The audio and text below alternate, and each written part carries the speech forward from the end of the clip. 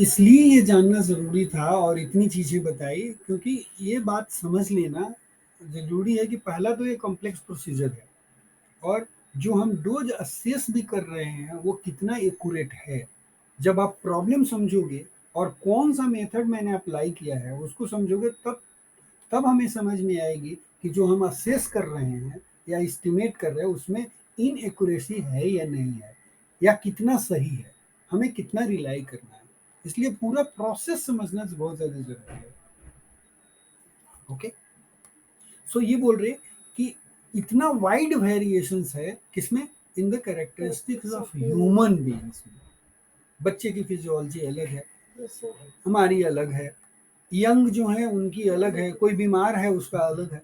So there are wide variations in the characteristics of human being, and in order to provide a consistent basis for radiation dose calculation. एक consistent मतलब कि आप 5 बार calculate करो तो वही value आना चाहिए, हर बार चेंज नहीं होना चाहिए। करेक्ट। तो कंसिस्टेंट बेसिस यदि आपको प्रोवाइड करना है फॉर रेडिएशन डोज कैलकुलेशन, उसके लिए the international commission on radiological protection ICRP has defined a set of reference values of anatomical and physiological data which has been reported in publications 89। ये याद रखना जरूरी है कि कौन से पब्लिकेशंस में है आईसीआरपी का।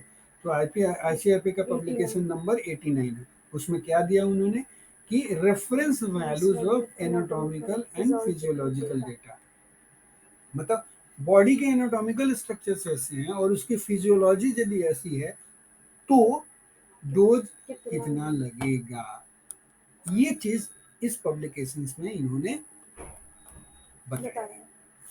करेक्ट। बढ़िया। This provides a series of reference values.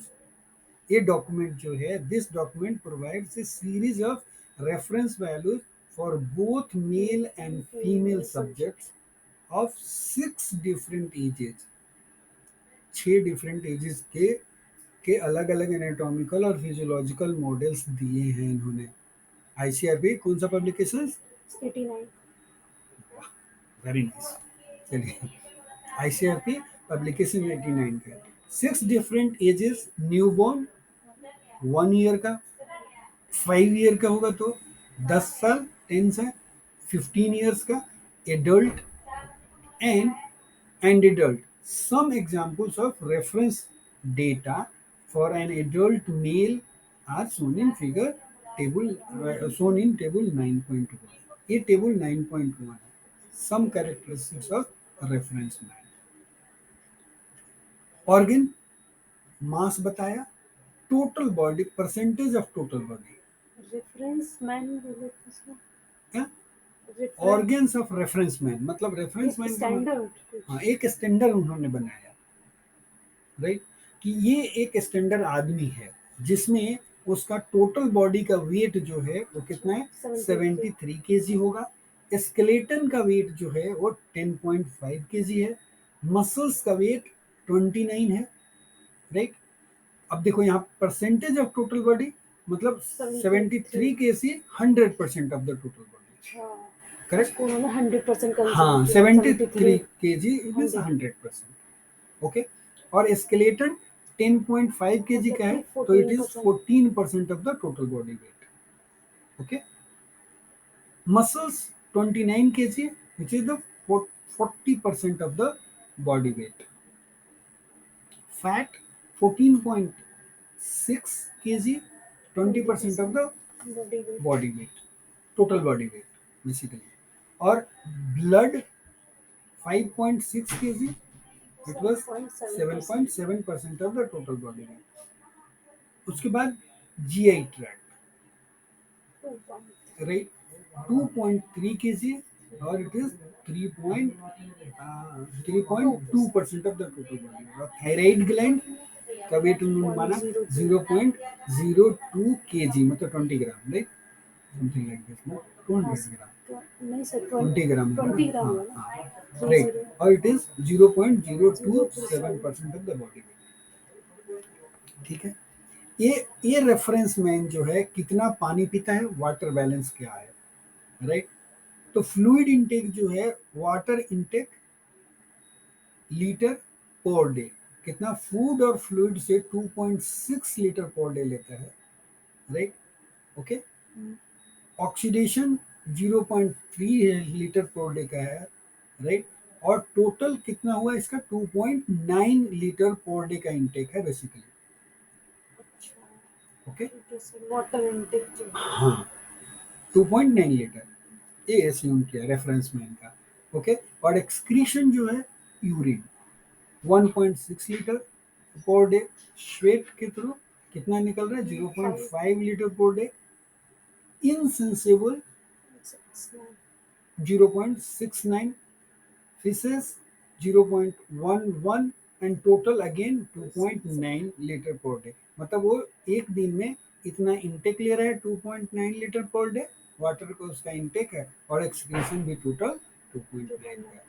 ऐसा माना कि जितना लिया 24 घंटे में उतना बाहर भी कर दिया। ओके।